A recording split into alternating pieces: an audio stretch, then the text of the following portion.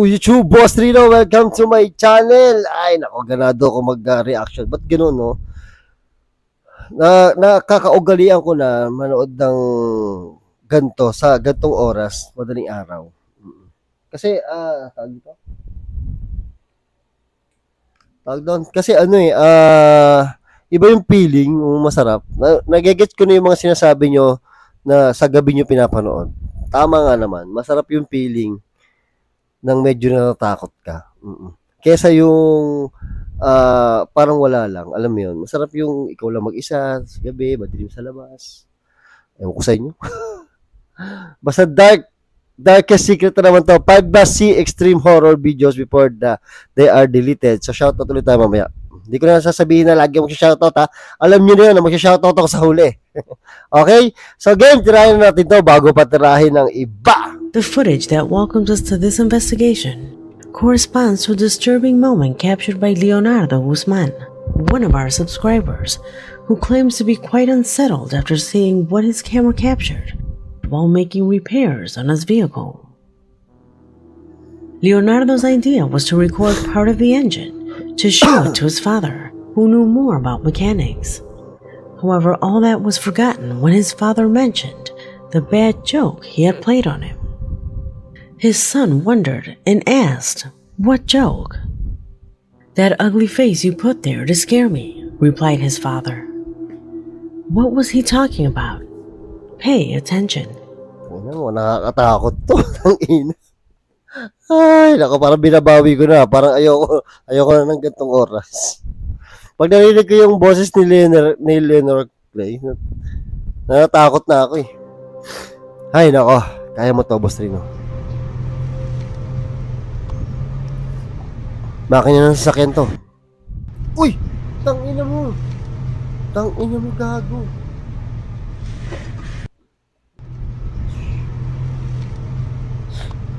Ano ba yan? Ang ginagawa nun dun? Nakita nyo? It wasn't until Leonardo convinced his father that it wasn't a joke that everyone, including the rest of his family, was completely taken aback.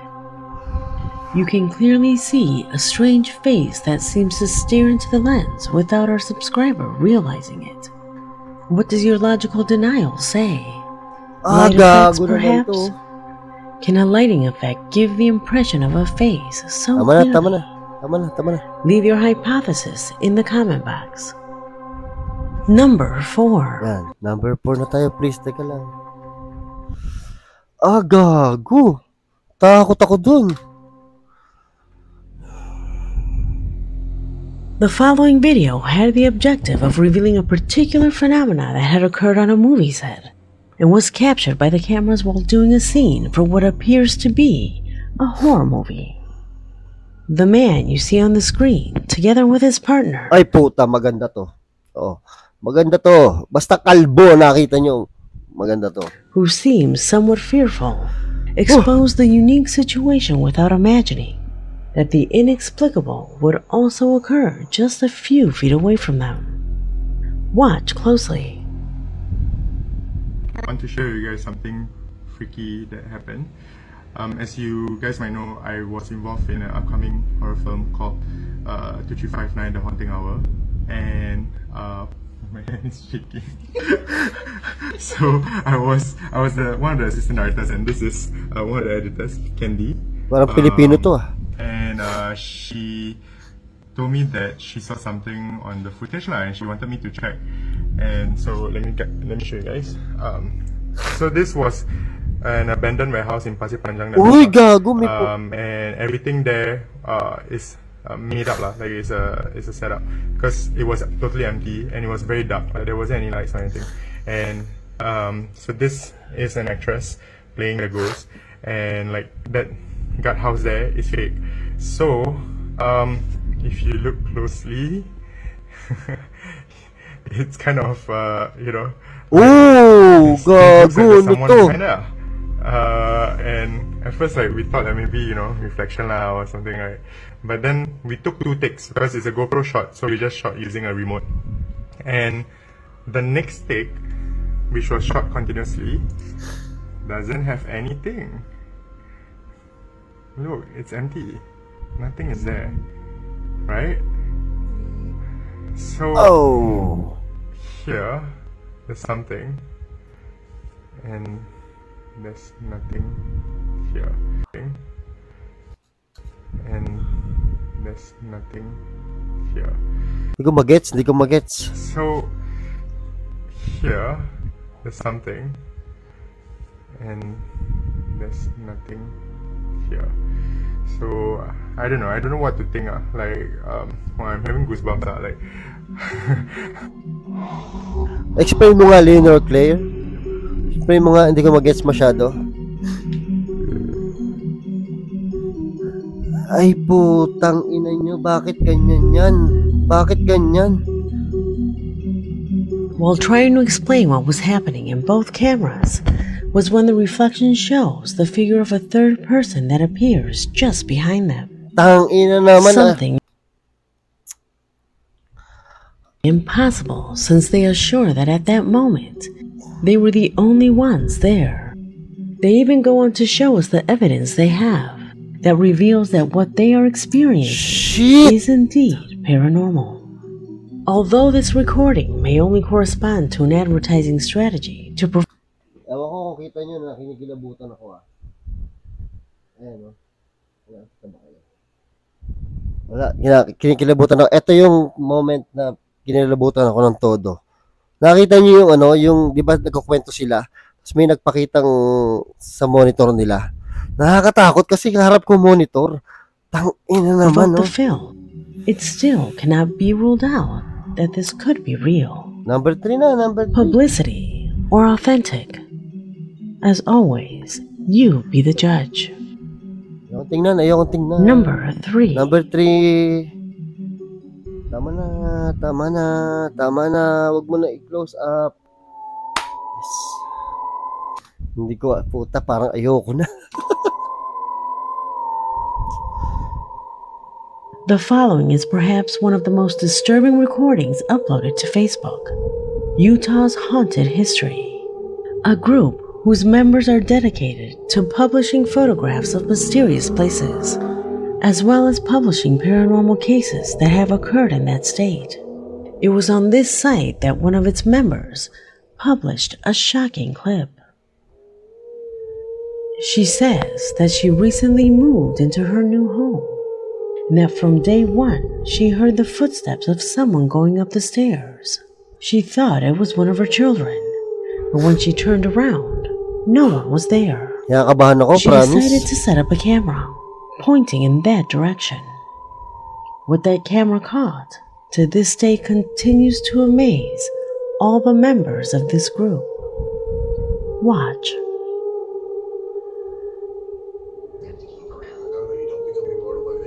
Ito, nakita ko na yata ito eh. Nawala. Nakita ko na to, pero pag sa Darkest Secret, nasarap ulitin eh.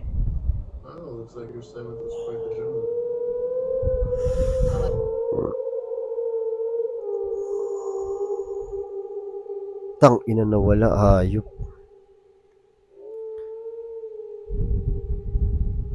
Ashley affirms that at that moment her children were asleep, so it was impossible for it to be one of them.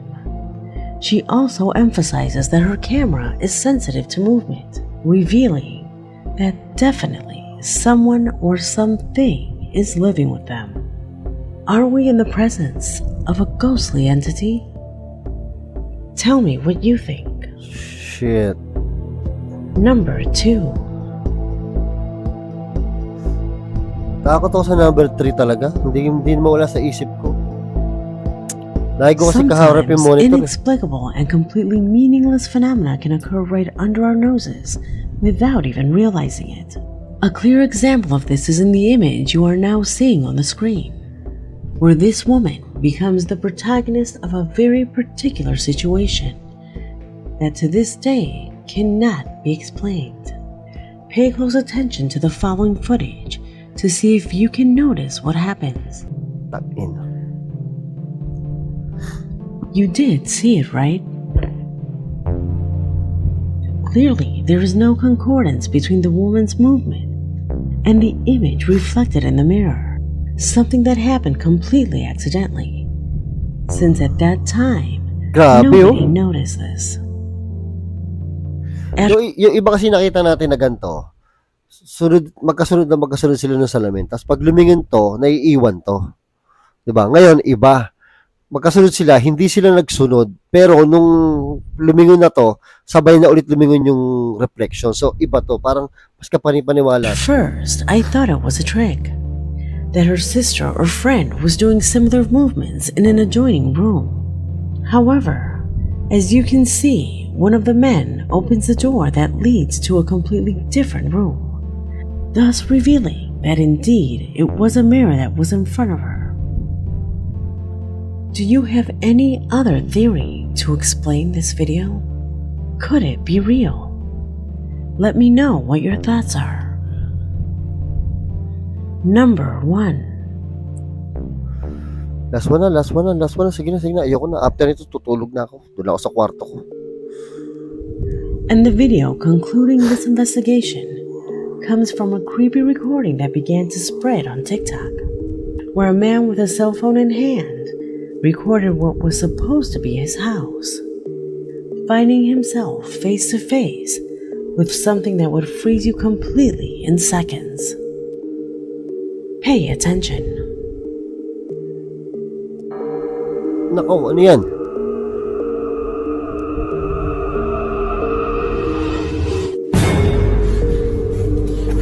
I gotta call Steph. Something's not right. Baka nandyan. Okay. Relax.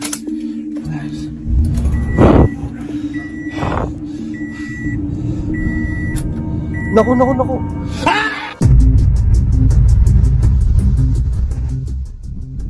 To be honest, there is no information regarding when or where this event was captured, which by all accounts is extremely terrifying. However, and regardless of whether it is something real or just an awful joke, I invite you for a few moments to put yourself in this man's shoes and tell me, how would you have reacted in his place? Would you feel as if you were in the middle of a horror movie? Recordings like these are the ones that have YouTube on alert, since until now, there is no classification that discriminates the age range which its users are allowed access to content that addresses the theme of terror. Do you think we are exposed to some kind of censorship by the platform by showing something like this? Leave me your opinions in the comment box, because this video has come to an end. My name is Leonor Clay, and this was The Darkest Secret. Para ako lalagnatin dito sa video na to. Alam niyo kung bakit? Lahat ng ayaw ko na makita sa video nandito. Yung sa salamin, yung sa monitor, yung sa salamin sa kotse. Lahat yun ayaw ko. Kasi yun yung ayaw ko talaga. Yun yung iniiwasan ko sa totoong buhay. Yun yung iniiwasan ko na laging tumingin. Pero dito sa video nito, pinakita nila lahat. Punyamas. Ay, nako. Ewan ko sa'yo, Leonor Clay. Sa shoutout na nga lang ako. Saan ang shoutout? Shoutout. Ito, shoutout kay Tyron Abalos. Diba? At shoutout kay Santos Kenneth. Tapos shoutout kay Richie Resari. At shoutout kay Katrina Diaz. Shoutout kay Angelica Ontolon. Shoutout kay Leia Lantixe. Shoutout kay Resalyn Sembrano. Shoutout kay... Yun lang. Tapos na. Ayoko na, last na to. Last na tong video na to. Dapat gagawa pa ako ng marami. Natakot na ako dun. Darkest Secret. Yan, sana natakot kayo. Sana nag-enjoy kayo. At maraming salamat sa panonood. At hanggang sa muli! I came from the mud. There's dirt on my hands.